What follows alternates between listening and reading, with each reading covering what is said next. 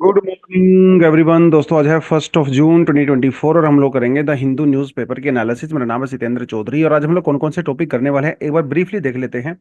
अहिल्याबाई होलकर जी के बारे में थोड़ा सा बात करेंगे। तो she was personality in news, क्योंकि कल 31 मई को इनकी 300th बर्थ एनिवर्सरी थी, तो उस कॉन्टेक्स्ट में थोड़ा सा बात कर सकते हैं।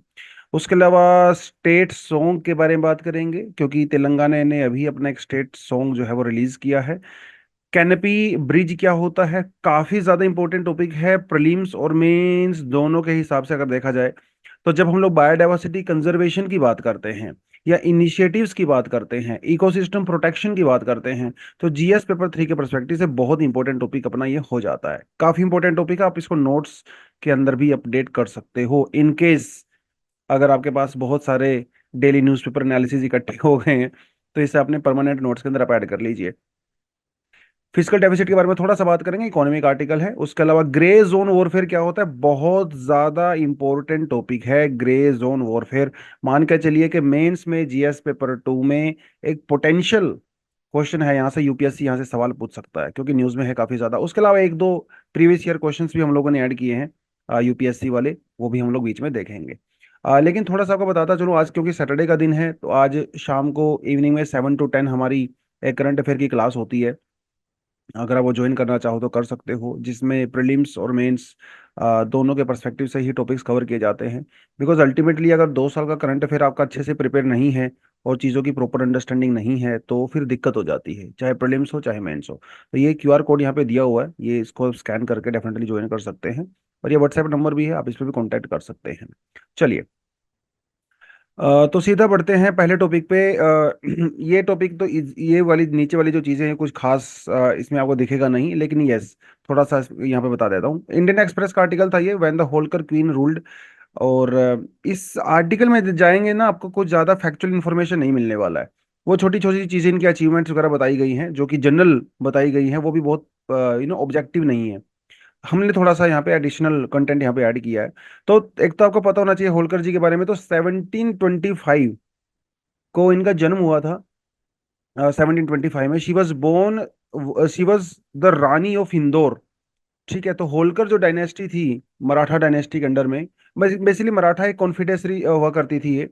और वो होलकर से रूल किया, होलकर जो है ये इंदौर से रूल किया करती थी, इंदौर से रूल किया करती थी। देखिए, जब इनके फादर इन लॉ साहब की डेथ हो गई, मल्हार राव होलकर जी की डेथ हो गई, इससे पहले एक्चुअली इनके ना हस्बैंड की डेथ हुई थी, खांडे राव। फिर उनके बाद इनके ससुर जी की यानी कि फादर इन लॉ की डेथ हो गई।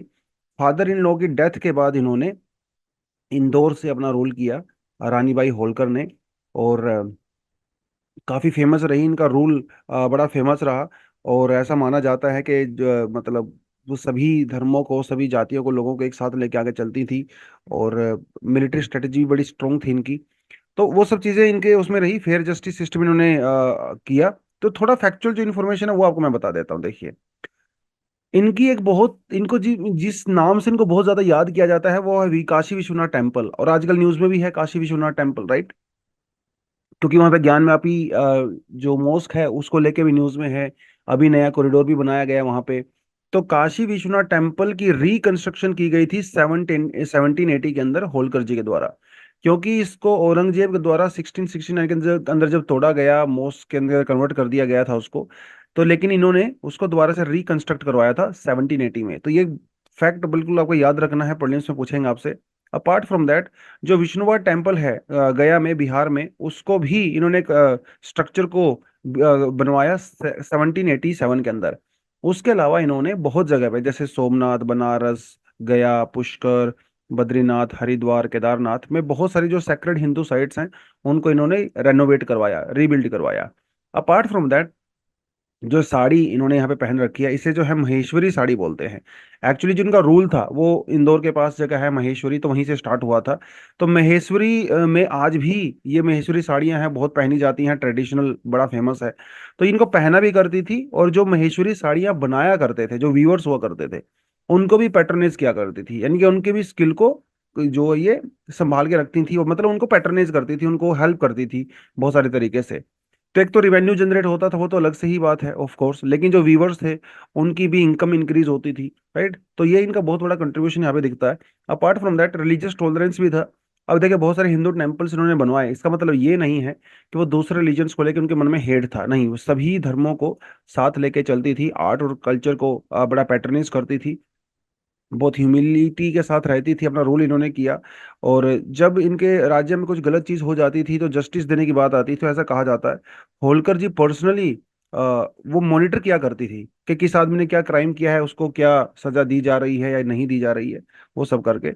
अपार्ट फ्रॉम दैट इनका एक इनके कई सारे मॉन्यूमेंट्स हैं इनके मेमोरियल में। तो अहिल्या फोर्ट जो है महेश्वर के अंदर है, ठीक है, तो वो आज भी आ, है। आप वहाँ पे जा सकते हो, घूम सकते हो, देख सकते हो, इनकी जो लाइफ है उससे थोड़ा सा इंस्पिरेशन भी ले सकते हो, राइट। तो ये थोड़ा सा न्यूज़ में थी, तो पर्सनालिटी इन न्यूज़ थोड़ा सा अपने को देखना रहता है। तो 300th जो है इनका बर्थडे था, तो उस कॉन्टेक्स्ट में आपको याद करना चाहिए। अपार्ट फ्रॉम दैट अगर आप इनका थोड़ा सा हिस्ट्री देखोगे, तो ऑफ कोर्स इनकी हिस्ट्री जो है मराठा किंगडम के साथ ही जुड़ी हुई है। तो पहले तो क्या होते थे, जो पेशवा होते थे, पेशवा बाजीराव, ठीक है, जो कि पुणे से रूल किया करते थे। तो इनके ना कुछ सूबेदार होते थे, सूबेदार जो कि अलग अलग छोटी छोटी जगह पे जाके रूल किया करते थे इनके बिहाफ पे। इनको जो है पेंशन दिया करते थे, या इनको जो है वो सालाना एक इनकम दिया करते थे रिवेन्यू के तौर पे। तो वो हुआ करता था, लेकिन जब बाद में जो पुणे से जो पेशवा बाजीराव जी का रूल वीक होने लगा, या बाद में जो मराठा रूलर्स का जो कंट्रोल है वो थोड़ा सा वीक होने लगा, तो उसके बाद ये जो छोटे छोटे सूबेदार थे इन्होंने अपने आप को इंडिपेंडेंट डिक्लेयर कर दिया था। और ऐसे ही जो है सूबेदार में जो इंदौर से थे इनके फादर इन लॉ साहब मल्हार राव, इन्होंने अपने आप को एक तरह से ऑटोनोमस डिक्लेयर कर दिया था under greater Maratha rule basically, ठीक है। थे तो ये मराठा रूल ही करते थे, बट इंडिपेंडेंट हो गए थे, ऑटोनोमस हो गए थे। फिर बाद में जो है ब्रिटिश एम्पायर के अंडर में ये प्रोटेक्टरेट के रूप में आए, वो सब चीजें चली। और जब जब पुणे से जब मराठा किंगडम चला करता था, तो जो मल्हार राव जी थे एक बड़े ही जबरदस्त सोल्जर और स्ट्रेटेजिस्ट रहे। उस समय इन्होंने कई सारी लड़ाइयाँ जीती मराठाओं के लिए। और इंदौर में से इन्होंने बाद में रूल किया, मालवा रीजन को इन्होंने कंट्रोल किया। तो जब इनकी सेना को वहां पे भेजा गया, तो 1733 के अंदर इनको 9 परगनाज की जो है इनको ग्रांट दे दिया गया था इंदौर के आसपास। फिर बाद में इनका पूरा रूल जो है वो इंदौर से चलने लगा। तो ये बेसिकली पूरी कहानी इनकी बनती है। तो जो पुणे मतलब हल्का सा आइडिया दे देता हूँ आपको दोबारा से। पुणे से जो है वो मराठा किंगडम चला करता था बाजीराव के अंडर में, ठीक है। और इनके छोटे छोटे सूबेदार होते थे जो अलग अलग जगह से जो है वो रूल किया करते थे। जैसे आज के समय में मान के लीजिए प्राइम मिनिस्टर हैं, गवर्नर हैं, चीफ मिनिस्टर हैं, फिर उसके आगे आप जो है डिवीजन कर सकते हैं उस तरह से। फिर बाद में जब मराठा वीक यहाँ से सेंटर से वीक होने लगा, तो ये सूबेदार थे कई सारे, इन्होंने अपने आप को ऑटोनोमस यानी कि फ्री डिक्लेयर कर दिया था। उनमें से ही एक थे जो कि इंदौर से आते थे, मल्हार राव, ठीक है। मल्हार राव की डॉटर इन लॉ थी अहिल्याबाई जी, ठीक है, वो यहाँ से रूल करती थी। बाद में ब्रिटिशर्स के अंडर में आए, वो सारी चीजें हुई, ठीक है। चलो, तो पर्सनालिटी न्यूज में तो इतना सफिशिएंट होता आपके लिए करना एग्जाम के परस्पेक्टिव से। Jai He Telangana approves as the state song, no decision yet on the emblem, ठीक है। तो ये एक नया स्टेट सॉन्ग डिक्लेयर कर दिया गया है तेलंगाना के द्वारा। अब आपको स्टेट सॉन्ग तो याद नहीं करना एग्जाम के लिए, बट थोड़ा सा आपको पता होना चाहिए स्टेट सॉन्ग को डिक्लेयर करने का तरीका क्या होता है, प्रोविजन प्रोसेस क्या होती है। देखिए, the idea of adopting a state song usually starts with a proposal. Obviously बात है, पहले तो हर चीज के लिए प्रपोजल ही आता है, राइट। और वो प्रपोजल किस बेसिस पे आता है, उस स्टेट का जो कल्चर है, पॉलिटिकल आइडियाज हैं, उस कॉन्टेक्स्ट में प्रपोजल आता है। एक बार जब प्रपोजल आ जाता है, फिर वो अप्रूवल के लिए भेजा जाता है, राइट। तो जो स्टेट का कल्चरल और आर्ट डिपार्टमेंट्स हैं, ठीक है, वो उस प्रपोजल को रिव्यू करते हैं।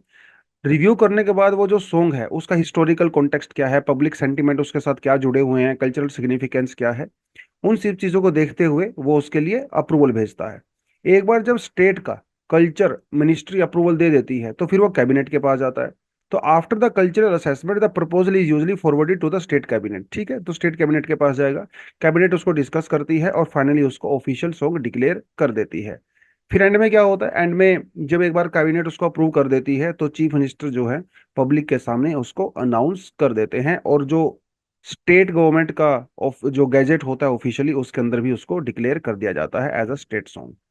ये एक स्टेट सॉन्ग को डिक्लेयर करने का सिंपल सा प्रोसीजर होता है। आप मुझे कमेंट सेक्शन में करके ये बताएं कि और इंडिया में कौन कौन से स्टेट्स हैं जिन्होंने अपना स्टेट सॉन्ग डिक्लेयर किया हुआ है। अगर पता है तो कमेंट सेक्शन में जरूर बताएं।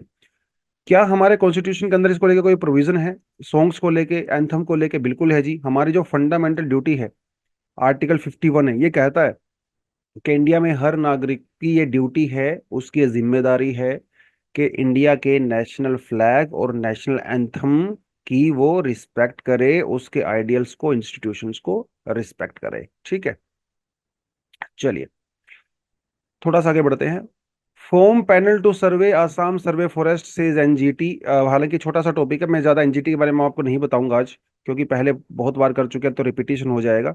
बट फिर भी एनजीटी के बारे में फैक्चुअल इन्फॉर्मेशन है जो मैंने आपको यहाँ पे नोट्स के लिए दी हुई है। तो ये उन स्टूडेंट्स के लिए जिसने शायद आज तक कभी एनजीटी के बारे में ना पढ़ा हो, लेकिन अगर आप हमारे एनालिसिस देखते हैं तो हम लोग मेरे ख्याल से हर दूसरे तीसरे हफ्ते एनजीटी के बारे में किसी ना किसी तरीके से डिस्कशन कर ही लेते हैं।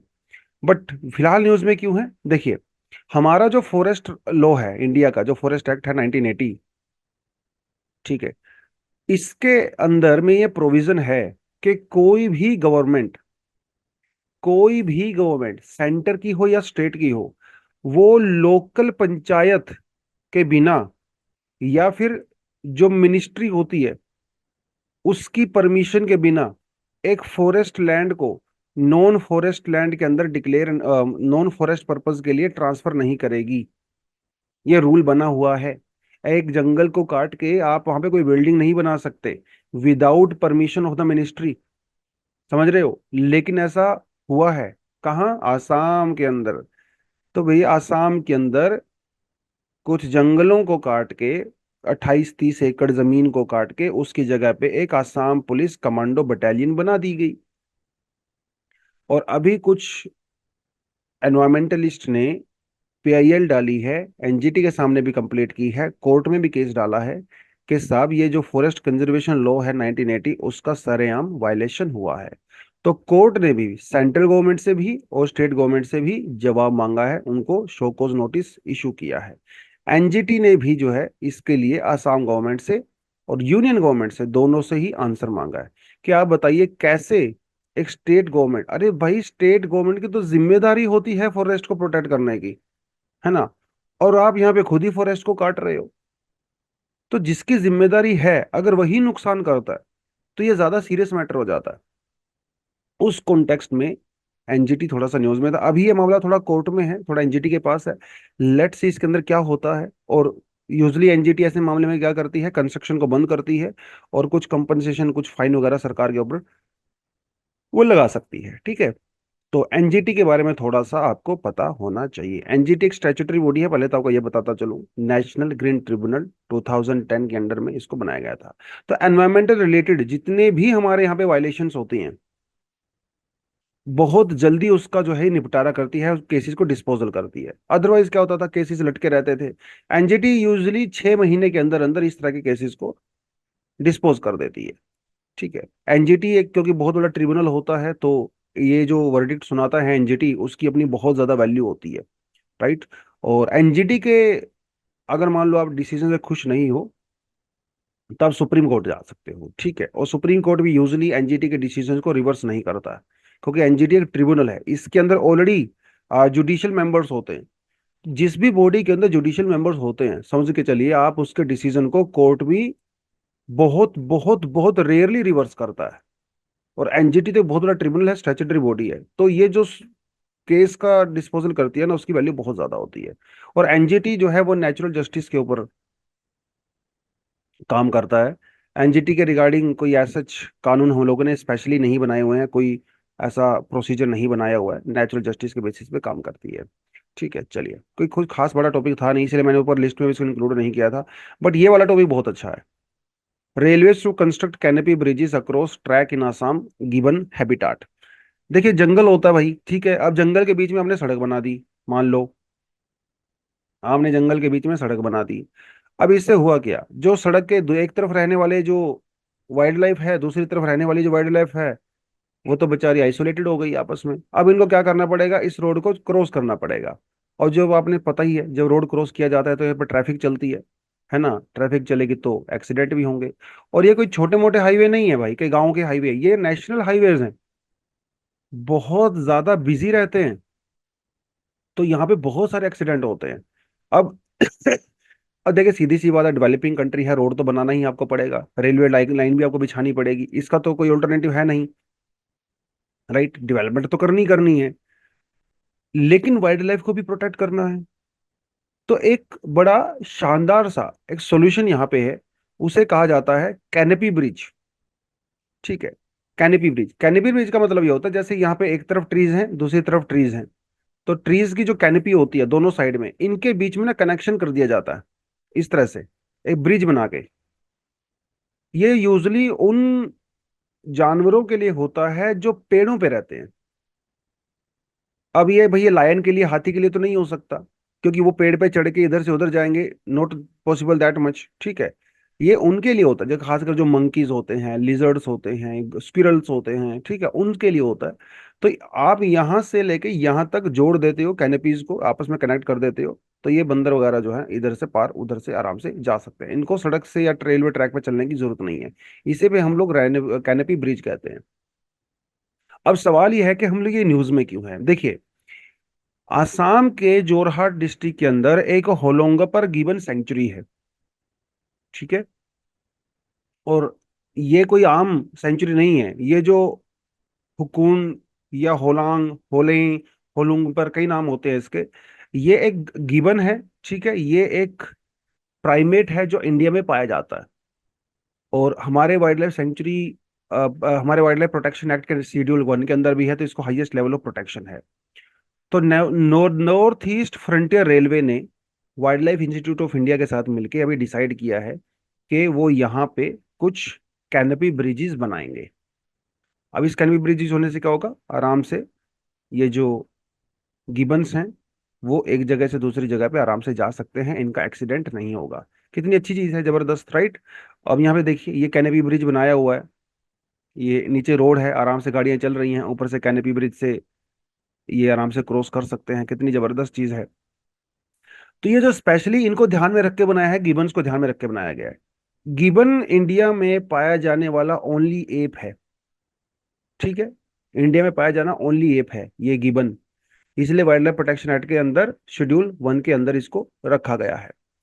उसके अलावा Bangladesh, north east India, Myanmar, south east Asia, China वगैरह के अंदर पाया जाता है। पूरी दुनिया भर में टोटल 20 स्पीसीज पाए जाते हैं गिबन्स के, जिनमें से एक इंडिया में पाया जाता है, तो इसलिए इसकी इंपॉर्टेंस बहुत ज्यादा हो जाती है।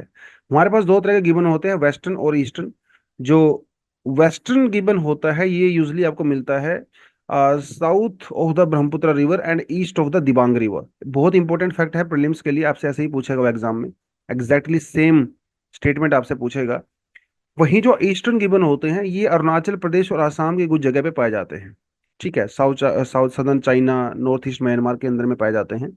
वेस्टर्न गिबन ब्रह्मपुत्र रिवर के साउथ और दिबांग रिवर के ईस्ट के बीच में पाए जाते हैं। वेस्टर्न रिवर आईयूसीएन की एंडेंजर्ड लिस्ट में आता है, ईस्टर्न जो है वो आईयूसीएन की वल्नरेबल लिस्ट में आता है, और वाइल्ड लाइफ प्रोटेक्शन एक्ट के शेड्यूल 1 के अंदर आता है, तो हाईएस्ट लेवल ऑफ प्रोटेक्शन इसको दिया गया है। इसीलिए ये थोड़ा सा न्यूज में था। तो कैनपी ब्रिज क्या होता है, आई होप आपको थोड़ा सा आइडिया भी पता चल गया होगा। तो बेसिकली जो हमारे ट्रीज होते हैं, उन ट्रीज के बीच में एक ब्रिज बनाया जाता है, कैनपी ब्रिज बनाया जाता है ये इस तरह से, ठीक है। तो आप आराम से इधर से उधर ट्रेवल कर सकते हो, तो टेंशन ही खत्म हो गई आपको पूरे का पूरा, है ना। चलिए, तो ये देखिए, इंसान है भाई, कुछ ना कुछ तो जुगाड़ करता ही है प्रोटेक्शन के लिए वाइल्ड लाइफ की। तो ये 2010 के अंदर यूपीएससी में क्वेश्चन पूछा गया था। तो ये जो नेशनल पार्क्स हैं, वाइल्ड लाइफ सेंचुरीज हैं, खासकर जो न्यूज़ में रहती हैं, अब देखिए हर किसी के ऊपर रट्टा मारने की आपको जरूरत नहीं है। एटलीस्ट जो पिछले 2 साल में न्यूज़ में है किसी भी रीजन की वजह से, अभी जैसे मान लो यही आप देख लीजिए, जब ये आसाम के अंदर न्यूज़ में रही है, ये तो आपको कम से कम याद करनी पड़ेंगी। अगर आपका रट्टा बहुत अच्छा है तो एटलीस्ट नेशनल पार्क तो आप याद कर ही सकते हो। टाइगर रिजर्व आप याद कर लीजिए, टाइगर रिजर्व स्पेशली जो north east part of India में है और जो सदर्न पार्ट ऑफ इंडिया में है, थोड़े ज्यादा इंपॉर्टेंट रहता है एग्जाम के परस्पेक्टिव से।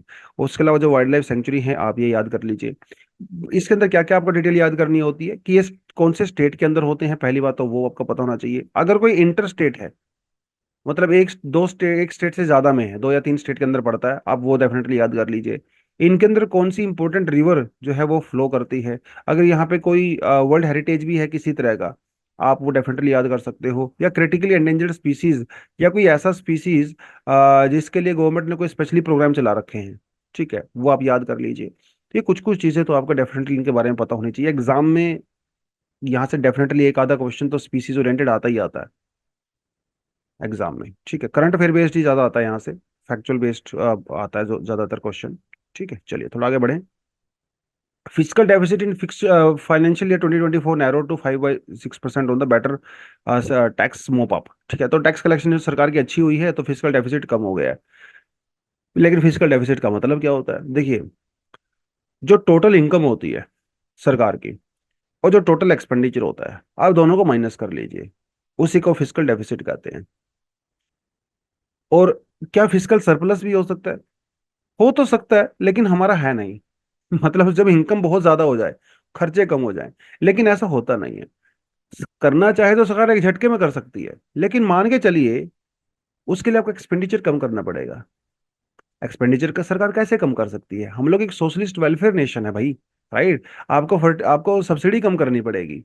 क्या आप सब्सिडी कम कर सकते हो, क्या नहीं कर सकते। आपको वेलफेयर स्कीम्स के ऊपर पैसा कम करना पड़ेगा, क्या हम लोग वो कर सकते हैं, नहीं कर सकते। तो सरकार को ये वेलफेयर स्कीम्स के ऊपर खर्चा करना ही पड़ता है, इसलिए एक्सपेंडिचर हमेशा इनकम से ज्यादा ही रहता है। और इसलिए हम लोग फिजिकल डेफिसिट की बात करते हैं, फिजिकल सरप्लस की बात नहीं करते हैं। तो income minus expenditure, expenditure minus income. ठीक है। अब सरकार की इनकम बहुत जगह से होती है, टैक्सेस के थ्रू होती है, नॉन टैक्सेस के थ्रू होती है, डेट कैपिटल रिसीट्स होती हैं, सरकार के पास बहुत तरीके होते हैं। ठीक है। ऐसे सरकार के खर्चे भी बहुत सारे होते हैं भाई, है ना। सैलरी लोगों की देनी होती है सरकार को, जो सरकार ने कहीं ना कहीं से पैसा उठाया हुआ है, जो लोन वगैरह लिया हुआ है, उसके ऊपर इंटरेस्ट भी आपको देनी पड़ती है, डोनेशंस आपको देने पड़ते हैं। सरकार के खर्चे भी बहुत ज्यादा होते हैं। तो रिवेन्यू फिजिकल डेफिसिट की अगर आप टोटल एक फॉर्मूला से यहाँ पे निकालने की कोशिश करो, तो physical deficit is equal to revenue expenditure plus capital expenditure minus revenue receipt plus capital receipt. Revenue expenditure का मतलब ये होता है जो शॉर्ट टर्म एक्सपेंडिचर होता है। कैपिटल एक्सपेंडिचर जो लॉन्ग टर्म एक्सपेंडिचर होता है उसे कैपिटल एक्सपेंडिचर बोलते हैं। रिवेन्यू रिसीट मतलब जो शॉर्ट टर्म के लिए रिसीट होती हैं, और कैपिटल रिसीट जो इनके लॉन्ग टर्म के लिए, मान लो कोई लैंड हो गया, या आपने बाहर से दूसरे कंट्री से लोन लिया है, एफडीआई हो गया, वो सब कैपिटल रिसीट के अंदर आएगा। ठीक है। और जैसे मान लो आपने किसी को लोन दिया है, राइट, तो वो कैपिटल एक्सपेंडिचर के अंदर आएगा। इस तरह की चीजें इसके अंदर इंक्लूड की जाती हैं। तो physical deficit is equal to total expenditure of the government minus total receipt excluding borrowing. ठीक है, तो बोरोइंग हम लोग इसमें इंक्लूड नहीं करते हैं। ठीक है, बोरोइंग इंक्लूड नहीं करते क्योंकि बोरोइंग लॉन्ग टर्म के लिए होती है, और ये फिजिकल डेफिसिट हर साल निकाला जाता है। तो इस वजह से इसको इंक्लूड यहाँ से कर दिया गया है। तो थोड़ा सा अगर आप यहाँ पे देखें, फिजिकल डेफिसिट और रिवेन्यू डेफिसिट में क्या फर्क होता है। तो रिवेन्यू का मतलब आप समझ लो आपकी इनकम होती है बेसिकली, ठीक है, जहां से आपकी अर्निंग होती है, वो आपकी रिवेन्यू होता है। तो physical deficit is the excess of the budget expenditure over budget receipt other than the borrowing. तो एक बोरोइंग इसमें हम लोग इंक्लूड नहीं करते हैं, उसके अलावा सरकार की जो भी एक्सपेंडिचर होता है और जो खर्चा होता है, जो इनकम होती है, उसके बीच का डिफरेंस होता है फिजिकल डेफिसिट। वहीं revenue deficit is the excess of the revenue expenditure over the revenue deficit. तो revenue expenditure minus revenue receipt, that is your revenue deficit. Revenue expenditure मैंने आपको बता ही दिया, जो सरकार के, जैसे जैसे मान लो सैलरी देनी है, सरकार को आपकी सैलरी देनी है हर मंथ महीने, तो सरकार का रिवेन्यू एक्सपेंडिचर हो गया। ठीक है। रेवेन्यू रिसीट का मतलब होता है जैसे सरकार की कुछ फर्म्स होती हैं जिससे सरकार पैसा कमाती है, ठीक है, मंथली बेसिस पे, तो आपका रेवेन्यू रिसीट हो गया।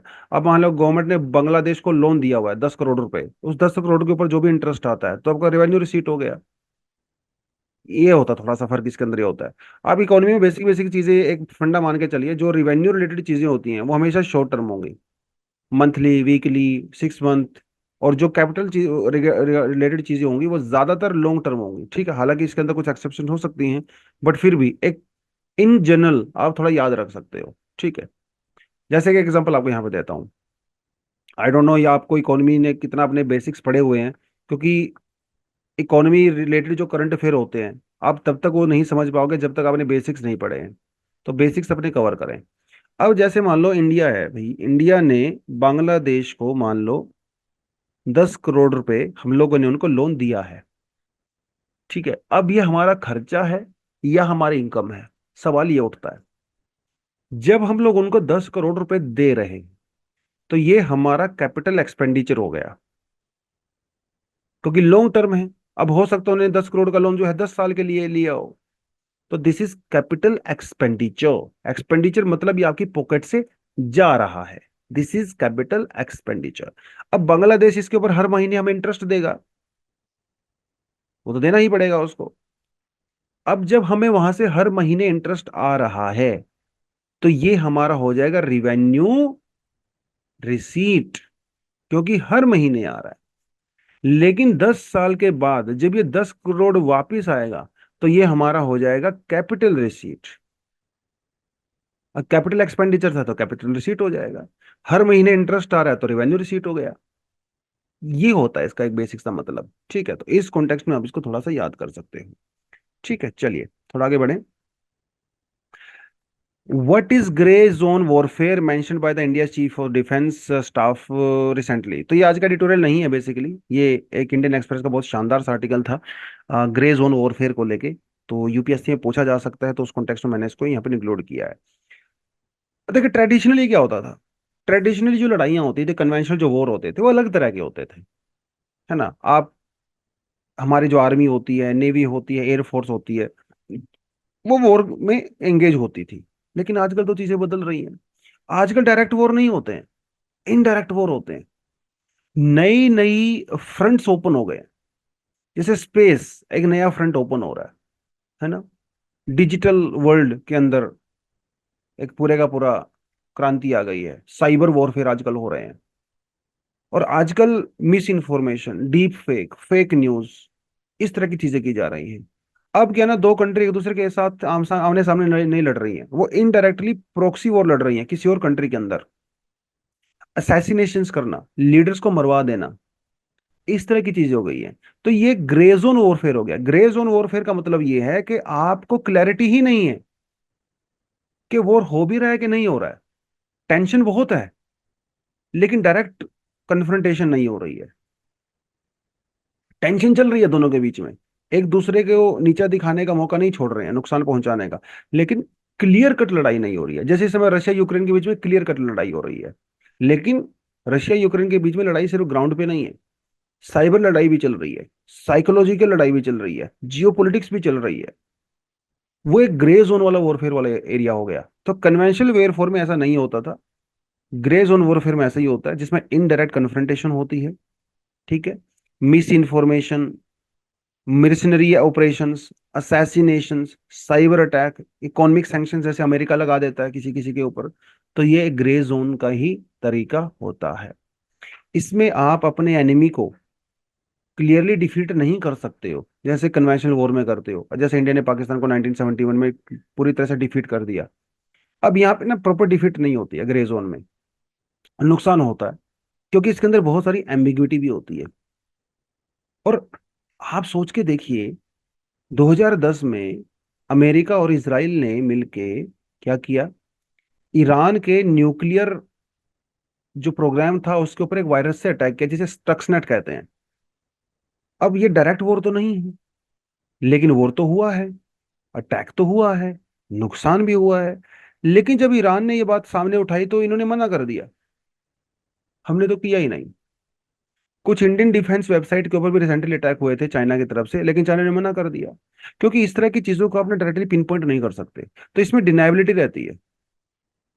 ये होता है ग्रे जोन वॉरफेयर, एक ऐसा जोन जहां पे लड़ाई तो हो रही है, लेकिन क्लियर कट पहचान नहीं हो रही है, क्योंकि यहाँ पे कोई बॉर्डर नहीं है। अब बॉर्डर पे तो भैया दोनों तरफ से सोल्जर्स आते हैं, लड़ाई होती है, क्लियर पता चलता है कि ये जोन है, जिसे वॉर जोन कहते हैं। लेकिन इंटरनेट पे लड़ाइयाँ हो रही हैं, स्पेस में लड़ाइयाँ हो रही हैं, साइकोलॉजिकल लड़ाइयाँ हो रही हैं, किसी तीसरे चौथे कंट्री में लड़ाइयाँ हो रही हैं। वो तो आप ग्रे जोन ही बोलोगे ना उसको, क्योंकि क्लियर कट यहाँ पे बाउंड्री डिफाइन ही नहीं है। अब चाइना का एग्जांपल ले लीजिए। साउथ चाइना के अंदर क्या कर रहा है चाइना, डायरेक्ट लड़ाई थोड़ी कर रहा है ना किसी से, लेकिन धमकियां दे रहा है, आर्टिफिशियल आइलैंड्स को क्रिएट कर रहा है वहां पे। तो ये क्या हुआ भैया, ये चाइना की एक्टिविटी ग्रे जोन के अंदर ही तो आती है। फालतू में टेरिटोरियल क्लेम करना, चाइना कह रहा है भैया लद्दाख मेरा है, अरुणाचल प्रदेश मेरा है, अलग से पासपोर्ट अटैच कर दे रहा है फालतू में। तो ये साइकोलॉजिकल पॉलिटिकल स्ट्रेटेजी है। तो दीज आर फालतू के जो टेरिटोरियल क्लेम्स होते हैं, they are also come under the grey zone warfare. Digital warfare, जैसे मैंने आपको बताया, डीप फेक और वो सब करके टिकटॉक, ऐसा माना जाता है कि 2020 में देख इंडिया ने टिकटॉक को बैन कर दिया था। तो ऐसा कहा जाता है कि जो चाइनीज ओरिएंटेड जो कंपनीज हैं जैसे टिकटॉक हैं, ये लोगों का पर्सनल डेटा चोरी करती हैं। डीप फेक, मिस इन्फॉर्मेशन, है ना, फेक न्यूज, वो सब फैलाई जाती हैं किसी सोसाइटी को डिस्टेबलाइज करने के लिए। डेट ट्रैप डिप्लोमेसी, भैया अगर आप सीधा सीधा लड़ाई से किसी को कैप्चर नहीं कर सकते, तो उसको इतना पैसा दे दो, इतना पैसा दे दो कि आपको चुका ही ना पाए बेचारा। राइट, तो ये क्या है? ये डेट ट्रैप डिप्लोमेसी जो चाइना कर रहा है। स्ट्रिंग ऑफ पर्ल्स, इंडिया को चारों तरफ से घेर रहा है, डर का माहौल बना रहा है, लेकिन सीधा कन्फ्रंट नहीं कर रहा है। अमेरिका भी ऐसा करता है, अमेरिका तो इसमें माहिर है, पूरी दुनिया ने अमेरिका से ही सीखा ये सब। अमेरिका, यूएसएसआर क्या करते थे? डायरेक्ट कन्फ्लिक्ट तो नहीं करते थे, लेकिन तीसरी कंट्री में करते थे। अब मान के चलिए, जैसे अब यहाँ पे सीरिया का एग्जांपल ले सकते हो। डायरेक्ट कन्फ्रंटेशन नहीं हो रही है, दूसरी कंट्री के थ्रू हो रही है। आप यूक्रेन का एग्जांपल यहाँ पे ले सकते हो। ये ग्रे जोन वॉरफेयर का ही एक तरीका है। इकोनॉमिक सैंक्शंस, क्योंकि आप मुझसे डायरेक्ट लड़ाई नहीं कर सकते हो, तो मैं आपका हुक्का पानी बंद कर दूंगा, आपके ऊपर इकोनॉमिक सैंक्शंस लगा दूंगा, क्योंकि डॉलर आपकी करेंसी है और पूरी दुनिया में डॉलर जो है वर्ल्ड करेंसी है। इकोनॉमिक सैंक्शंस लगाए जाते हैं ईरान के ऊपर, अमेरिका के ऊपर। राइट, तो ये क्या, ये भी एक ग्रे जोन वॉरफेयर का ही तरीका है। और हमारा जो साइबर वॉरफेयर, मैंने स्टक्सनेट का एग्जांपल आपको दे ही दिया था, वो सब करके। Measures taken by India to tackle the grey zone warfare. अभी हम तो दोनों तरफ से दुश्मनों से घिरे हुए हैं, ईस्ट और वेस्ट दोनों में ही। तो हमें तो कुछ ना कुछ सोचना ही पड़ेगा। पहली बात तो एक्सटेंसिव आउटरीच प्रोग्राम अपने को करने पड़ेंगे। ऐसी कंट्रीज जिनके इंटरेस्ट हमसे अलाइन करते हैं इंडियन ओशन रीजन के अंदर, ठीक है, चाइनीज इन्फ्लुएंस को कम करने के लिए रीजनल अलायंसेस आपको अपने आस पड़ोस में बनानी पड़ेंगी। और आस पड़ोस में ही क्यों, ऐसी कंट्री के साथ अलाइनमेंट करिए जिनके इंटरेस्ट हमसे मिलते जुलते हैं। यूरोप के साथ करिए, अमेरिका के साथ करिए, सब डेमोक्रेटिक कंट्रीज हैं। सबको चाइना से डर है, हमें भी चाइना से डर है, तो वो हम लोग डेफिनेटली कर सकते हैं। विजिलेंस बढ़ाने की जरूरत है, अपनी सिक्योरिटी अपरेटर्स को स्ट्रॉन्ग करने की रिक्वायरमेंट है। मिस इन्फॉर्मेशन को टैकल करिए। आजकल ना यूथ, तो सोशल मीडिया मिस इन्फॉर्मेशन से बहुत जल्दी इन्फ्लुएंस होते हैं, व्हाट्सएप यूनिवर्सिटी वाले। तो उसको काउंटर करने की जरूरत है, क्योंकि ये सीधा सीधा हमारे माइंड को इन्फ्लुएंस करते हैं, है ना। ये पूरी तरह से ब्रेन वॉश कर देते हैं, सोसाइटी डिस्टेबलाइज हो जाती है, लोन वुल्फ अटैक हो जाते हैं इनसे। इस तरह की चीजों से इन्फ्लुएंस होकर लोन लोग लोन वुल्फ अटैक कर देते हैं। टेक डिपेंडेंसी जो है कम करिए दूसरी कंट्रीज के ऊपर, खासकर चाइना के ऊपर। टेक डिपेंडेंसी, क्योंकि आत्मनिर्भरता तो यहीं से आती है। अब वॉर का टाइम हुआ, चाइना बोलेगा भाई मैं आपको टेक्नोलॉजी नहीं दूंगा, मैं आपको बैटरी के लिए रॉ मटेरियल नहीं दूंगा, मैं आपको फार्मास्यूटिकल के लिए रॉ मटेरियल नहीं दूंगा, मैं आपको सोलर के लिए रॉ मटेरियल नहीं दूंगा, क्योंकि ये सब रॉ मटेरियल मोस्टली चाइना से ही आ रहा है। तो इसलिए खुद पे डिपेंडेंस जरूरी है, आत्मनिर्भरता ही एक सॉल्यूशन है। तो साइबर सिक्योरिटी इंफ्रास्ट्रक्चर को इंप्रूव करिए, अपने कंट्री के लीगल फ्रेमवर्क को स्ट्रोंग करिए, ठीक है। इंटरनेशनल अलायंस बनाइए, जैसे I2U2 हो गया आपका, ठीक है, कोऑर्डिनेटर क्वाड हो गया आपका। ये सब करने की रिक्वायरमेंट है। इकोनॉमिक रिलायंस करिए, किसी के सामने कटोरा लेके जाने की जरूरत नहीं है, आप इतने स्ट्रोंग बनिए, अगर आपके ऊपर सैंक्शंस लगा भी दिए जाते हैं तो आप खुद अपनी इकोनॉमी को सर्वाइव कर सकते हो। पब्लिक अवेयरनेस, एजुकेशन जरूरी है ताकि मिस इन्फॉर्मेशन ना फैले। और स्ट्रेटेजिक असेसमेंट, आप अपने जो आपने स्टेप लिए हैं उसका टाइम टू टाइम असेसमेंट करिए, क्या वो सही से काम कर भी रहे हैं कि उसके अंदर कुछ और इंप्रूवमेंट की रिक्वायरमेंट है। तो ये सब करने आपको पड़ेंगे। देखिए बातें तो बड़ी बड़ी सी हैं, लग नहीं रहा कि बहुत प्रैक्टिकल हैं, बहुत ज्यादा, जिस तरह से हमारा सिनेरियो है, बट फिर भी एग्जाम में लिखने का तो काम आता ही आता है, ठीक है। तो एक ग्रे जोन वॉरफेयर डेफिनेटली एक बहुत इंपॉर्टेंट यूपीएससी के परस्पेक्टिव से पोटेंशियल क्वेश्चन आपका बनता है। तो आप क्वेश्चन यहाँ से लिख सकते हो बेसिकली, जो मैं लिख ही देता हूँ। What do you understand about gray zone warfare? Discuss its impact in recent times with some examples.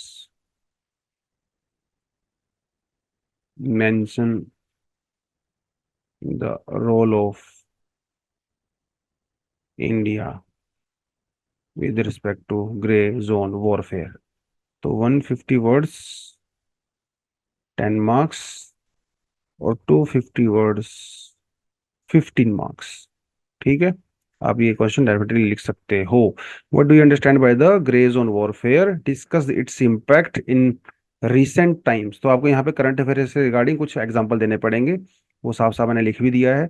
इसमें इंडिया के पर्सपेक्टिव से क्या रोल हो सकता है वो आपको मेंशन करना पड़ेगा। तो डिसेंट सा क्वेश्चन बनता है, सिंपल सा, आप लिख सकते हो।